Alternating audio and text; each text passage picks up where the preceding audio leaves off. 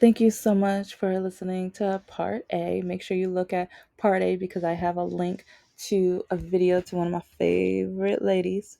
She talks real talk, educates, but she mentions a book I really want you guys to check out and read and look at because America is trying to make sure we don't know all of our history because they want to make sure we're ignorant and they want a certain demographic to stay naive on the realness of the racism, bigotry that we are still in. And they want it to look like, especially Black people, are lying and making it up of reasons of why it's harder for us in America. It's like, and it's just crazy because when I keep hearing people tell me that it's an excuse for making it up. And now there's like, if people want to have the nerve to say it's reverse racism now, excuse me. And, and just to like, I don't know, it's appalling. It's crazy because if you don't think there is any racism out there, then we could never sit down and break bread because you would have no empathy. You would not be able to relate to me and many others out there.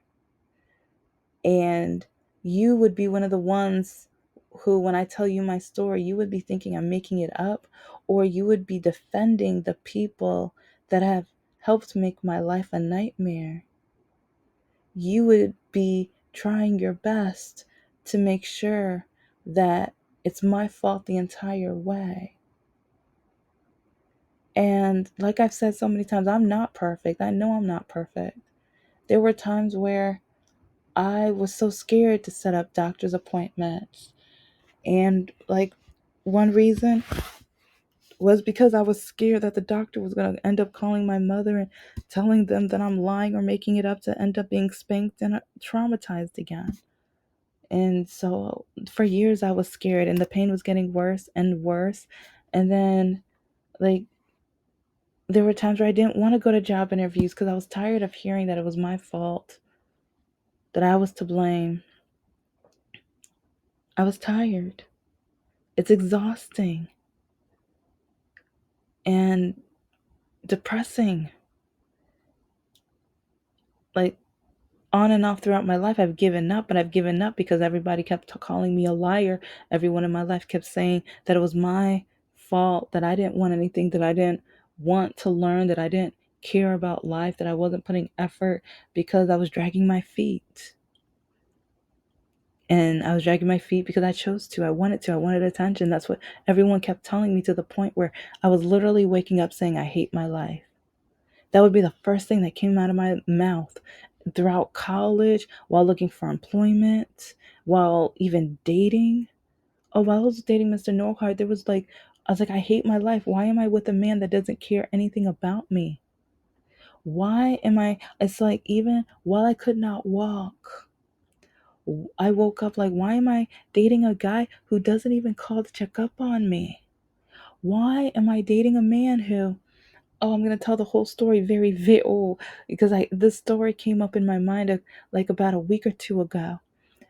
It's like, cause this man, like, cause I'm gonna do a whole series on why he didn't love me, or the 40 reasons why he didn't love me. I think I have more than 40, but I have at least 40. When when a man was like, we were still together. We were still dating, but I could not walk, which means I could not drive. Not safely anyway. But he would rather me drive to his house than like not in a safe environment, like me driving not safe, like unsafe, like than him just grabbing my blanket because I have also a temperature disorder that doctors said I was lying about, that my mother said I was lying about all of my life, until literally like I would come into the house during the wintertime purple. And yeah, like that's another like, oh yeah, let's just say doctors are one of my villains. And like, but anyway, I had a blanket at his house because his house would be freezing cold because yeah, he didn't have money like that to keep it warm all of the time. And so the wooden floors are cold, are freezing. So when it came to just trying to get my blanket back, because while I worked on my project, while I was writing my books, and I couldn't walk, so even like watching like Netflix or something, I didn't want to be in the bed in the covers. I would want to just be I want to be out of the bed, but I would want to be covered up. He refused. He told me I could not get my blanket back until I drove back to his house. Him knowing how much pain I was in, I could not drive. But he told me I had to wait. And that was one of the, like, I was already thinking about breaking up with him for years, but I was too scared of being single. Ladies, never be scared of being single, because if, like, you'd rather be single than with a man that shows you that you're worthless. All he did was show me that I was worthless, and or he saw my hard work and how much worth I was developing, and he was just trying to diminish it. He was trying to humble me. I've mentioned this in a few videos because I keep hearing from other women that the guy that they were dating kept trying to humble them while they were either trying to write a book or start a business or go to school. Their men kept trying to humble them. That disgusts me. So anyway, I just wanted my blanket, and he told me I could not get it until I drove back to his house. And so then I had the surgery, and then the surgery did not work. And I kept I was like, can I just get my blanket? It's the winter time. It's like, it's February. And he refused. He was like, no, it's like, once they figure it out, once you go to physical therapy, you're going to get better. Then you're going to drive to my house. Then the pandemic hit. Then the pandemic hit. But I'm gonna tell that whole story about how I finally broke up with him. And even after I broke up with him, I just asked him, "Can you just drop, like, while you drive to my mother's, like, you're gonna drive by the house, you know? So why don't you just drop it off?"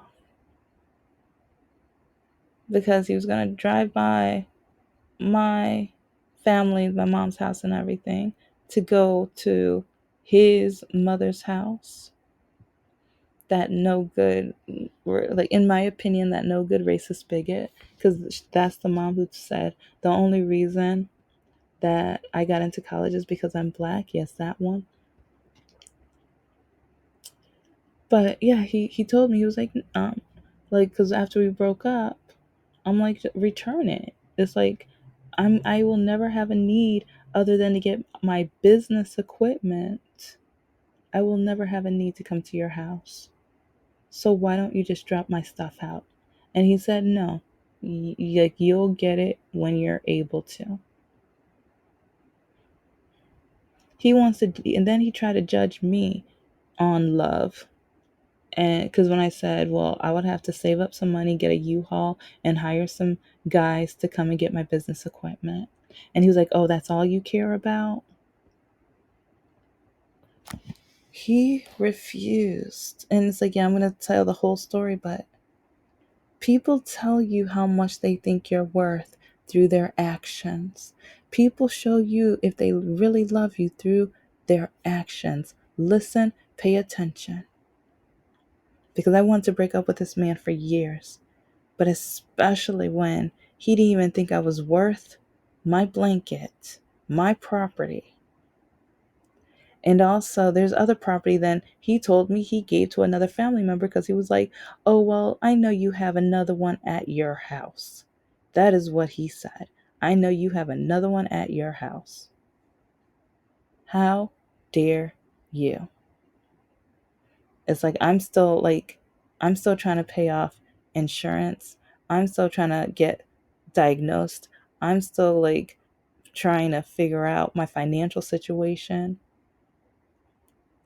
So when it comes to your health, if he doesn't love you when you're healthy, he's really not going to love you when you get diagnosed with something, when you get sick or have a disability or anything. Pay attention to that. especially because if insurance isn't going to pay for it, do you think they're going to pay for it? Do you think they are going to pay for it? That's, and see, okay, I'll end there. I'll end here. But yeah, like I said, I have a lot of thoughts about insurance and doctors and health and relationships because I learned a lot about love and acceptance, who who thinks I'm worth anything and who doesn't. Because a lot of people out here don't think I'm worth anything, especially in the dating atmosphere. Just because I was born with a disability, I'm no longer worth anything. And they like some of them they tell me to like, yeah. So, you guys take care. Thank you for listening to part B. It was one of the best. At the same time, whoo, when you see that check after all the work. And so, yeah, that's a different story for a different day. But I just want to make sure I get that across because yeah. And I hope they start paying them more because they deserve more. And yeah, okay. Back to, so anyway, so I'm like, okay, let me just try to find a career job. Let me find a salary job. Maybe once I find a salary job, I can have my insurance and everything. So it's like at least I don't have to like put that out of pocket and everything like that. But going to job interview after job interview after job interview after, yeah, they would watch me walk, or sometimes they would crack jokes, or they would tell me, well, you wouldn't be a good fit because it's like our clients would just watch you. Or they would, once I finished my master's, they used it against me. You're overqualified. You have a master's. Why would you want to work here? And but at the same time, I would see them literally looking at the ground at my feet while walking, because like I remember one time the guy walked me to my car and the entire time he's looking at my feet. And I remember I asked him, do you like my shoes that much? And I caught him off guard. Oh no, yeah, well, you keep looking at my shoes. Are you looking at my shoes, or are you looking at how I walk? Because I knew I wasn't going to get the job at that point, so I might as well. I don't care. Like, yeah, it's like that was around the time when I started waking up and realizing how hateful and bigoted a lot of America is. And even though yes, I have a disability, but honey, like, and with my disability, yes, I learn differently. But not only did I finish high school, and then I went and got my bachelor's with a double minor. Then I went and got my first master's. Then I went and got my MBA, and I got 3 certifications. But all of a sudden, either they find out I was black, or they like when or like yeah, when I walked in, either they saw I was black or they saw my disability. Yeah, and I think I already told the story about some of the awful, no good, sexist men who, like, no, two of them actually unzipped their pants and told me I had to do something if I wanted the job. Yeah, so that is like I found out fast that I wasn't going to be able to get my insurance through work. And so that's kind of how I started doing promotional modeling, because I was still at the zoo while I was doing all, like, I was going like job interview, working at the zoo, job interview, going like working at the zoo. Okay, Sunday church. Okay, yeah, go home, try to get a nap, wake up, do homework, zoo, and job interview, homework. And so yeah, that was literally my schedule. And I also remember I was doing a hospitality certification after the zoo too. No, yeah, after the zoo, because I know I just got a job interview for yeah, I think I could say, yeah, Starbucks. Starbucks was my first promotional modeling like deal that I got. I ended up with them for about 3 years. But it was independent contractor, so no health insurance. But I was like, okay, at least I'm working. So if I can save up enough money, and it's like then I found out there's so many other promotional companies. I ended up working for in total around over 50 of them. But it was like trying to save up for that test because I'm trying to make sure I don't end up in debt. But then one thing after another, after another, after another, just kept on coming to the point where I either didn't have the time, or I didn't have the finances, or it's like doctors would just tell me that I was making it up and lying. And I was like, one of the doctors just told me, he's like, well, maybe, are you sure that you just don't want to, it's like, I'm trying to remember the exact question, but do you, it's like, this doctor was plain out blaming me. And I just remember, even when I started crying, and they were just like, oh, let it out. But it's like, you just have to admit it to yourself. It's like, you want this. It's like, you want to end up like this. And I just, but then, okay, years and years later, to the point where I couldn't literally hardly walk. When I sat down, I literally talked to my legs, and I was like, I promise I will not get up for at least 30 minutes. Do not worry, I will not get up. And that was the point I was at. And so I remember, somehow it's like, oh, I remember I had a really bad fever because I worked at the inner city school or whatever that I talk about sometimes. And I remember, like, that with that fever, I ended up getting an ear infection. And so I went to this like the same day doctors or whatever, to get medication and stuff. And so I was like, you know what? I need to ask him, because it's getting worse and worse. And because, and even my parents were noticing, especially my mom, but my mom was still blaming me. And then another frustrating thing was, like, everybody kept telling me, go to another doctor, you need to keep going to doctors. And then my mom starts like, well, why don't you keep going to other doctors? Do you know how upset I was when now my mother was blaming me for not getting diagnosed or not going to doctors to get tested? She was now putting it out on me. Who? And it's like, yeah, it's like, I'm still upset about it too. It's like, and I know, like, the whole church thing is like, you're supposed to forgive. It's like, some things don't deserve forget. Like, after everything I've been through, if you've listened to my videos, it's like, you know, some of the things, and like, you guys only know like a fragment. But I remember when I got the ear infection, I went and I was like, I'm gonna bring it up to this doctor to see if maybe he can recommend a doctor that I can see, that can, like, do tests or see what I can do. And I'm gonna show his picture soon, because at first I was like, oh, should I? Yeah, I'm petty. I'm frustrated and I'm petty. It's like, I am ticked off. Like, all of these years, no one believed me. Everyone called me a liar. It's like, people at Oakland University, yeah, you guys called me a liar, told me I was making it up, because you said since my sister was perfect and she can walk right and everything, and since she was my twin, that I should walk right too, and that I was just making it up and I wanted attention. Well, people at OU, yeah, it's like, no wonder. It's like, yeah, let's just say, I've brought them up in quite a few episodes, but I'm gonna drag Oakland University. So, like, yeah, that golden grizzly is gonna look like an exploded teddy bear once I'm done talking about them. But anyway, yeah, it's like, all the stuffing's just being, yeah, like, yeah, I could just imagine. Anyway, sorry. It's just, it's like, if you don't know the trauma, and if you don't know how you finally feel like, okay, you're in college, you're going to be surrounded with other adults, but then you remember these are brand new adults. So they're adults, but they have the mind of a child. And even the employees there are still pretty young. And it's like, the way that they treated me and told me that I was lying. And then they would, like, some of them had my mother's phone number. So then they would call my mother and tell her, like, what I would tell them, which was what was going on at home.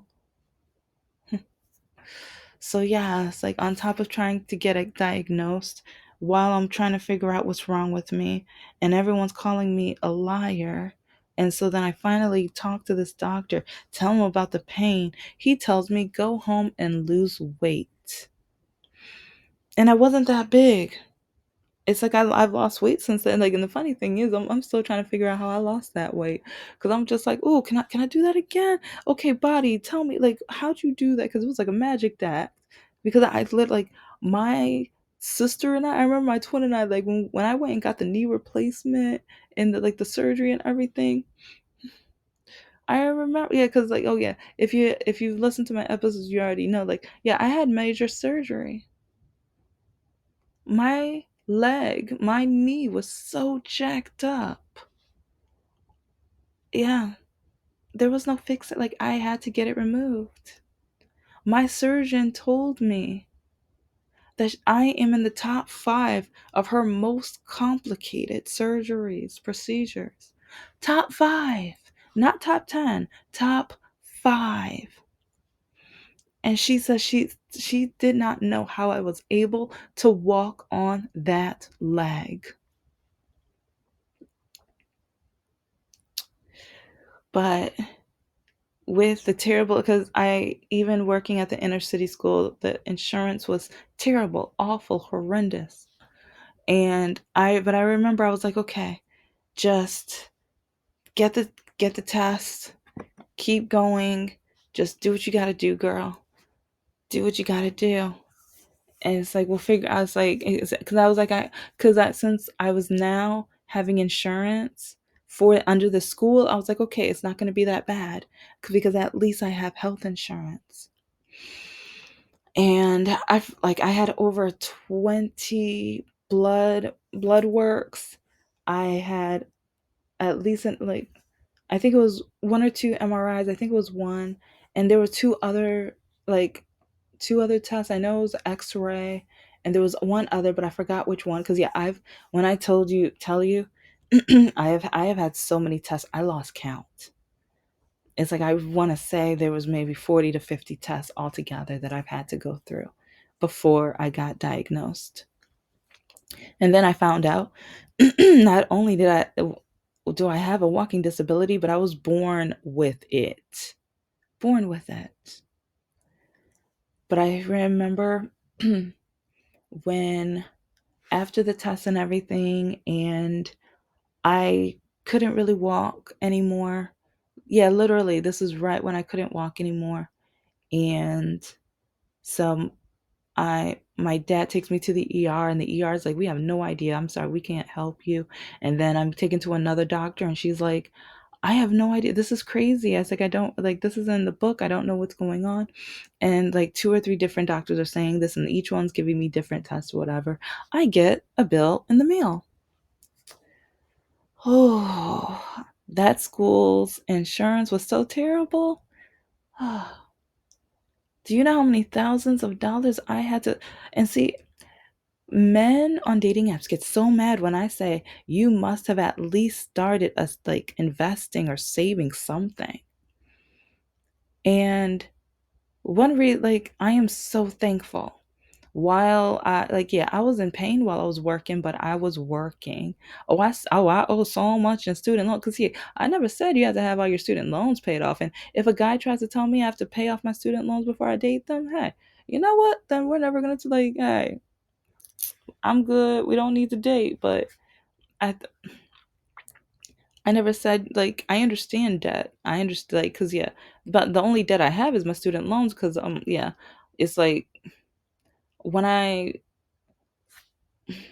I'll talk about my finances in another episode, because, like, yeah, I could never find a career job because either my disability or I'm black, or then they claim, or either I wasn't qualified at first, but then all of a sudden I get my master's and now I'm overqualified. So then I think, okay, should I have started my master's and then dropped out? Would that have allowed me to be like applicable for this job?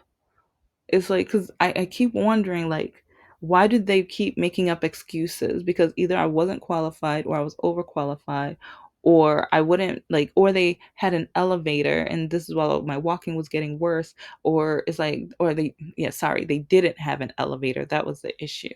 And so they would tell me that it's like, because they don't have an elevator, that I would not be able to do the job, and I wouldn't be able to be there and everything like that. And or they have a lot of stairs, and they said that if I tripped on their stairs, that I would sue them, and they couldn't afford a lawsuit that big. And the list goes on and on. Like, when I tell you, like, they've told me so many excuses, they did. But yeah, My like I owed thousands and thousands of dollars, had to have major surgery, and then I had to have more tests in order to get diagnosed. And then now for the rest of my life I have to go through physical therapy. I have to pay out of pocket different mechanical things to help me with my walking and help me with my flexibility, and that's for the rest of my life because doctors and insurance companies ignored me, or the cost of it was like like and I just want to live. And that's that's one reason why some people aren't really like with that CEO. Like, yeah, okay, I'm not even gonna apologize because these CEOs have allowed so many people to die and they didn't shed a tear. So many funerals have happened that didn't have to happen and they didn't care. And so I think the thing that hurts like civilization so much is now that a millionaire, billionaire person has passed away who has helped people die. He literally helped and assisted people to die. Now it's like now the millionaires are mad at us for not sympathizing and having empathy for him because he was a rich millionaire. It's like I, I'm just at a point where if you don't have like, and the thing is, I normally have empathy for so many people, but at this point, I understand the pain, I understand the frustration and everything because like, do you know how much like I have to pay out of pocket for a lot of the things I need to stay alive in order for like, or at least for me to be able to have freedom in this on on this earth, on this land, in this country. I have to pay to be able to be free because with my diagnosis I would like if I didn't have. Oh, yeah, it's like it's a different story, but guys have no idea all of the things that especially with a disability, all of the things we have to take care of and do, and how much of our money has to like, cause yeah, insurance pays for part, but not, not a lot of it. No. Anyways, this is the Handicapable Black Woman Throne Room. I am a woman, I am of color, and I am handicapable. But most importantly, I am human, you're human too, and we have a right for health care. We need to change this in America, but do I think 45 gonna do? He wants to take away Obamacare. And a Republican, like some of you guys that voted, like some of you guys are read, get educated, stop being ignorant. You guys are so scared of being woke that you're taking your own rights away. You guys are so scared of being woke and you want to take freedoms away from people of color and people that are not like you for your enjoyment, that you don't realize that you're hurting yourself. But then you want us to empathize for you. You want us to feel bad for you. Whew.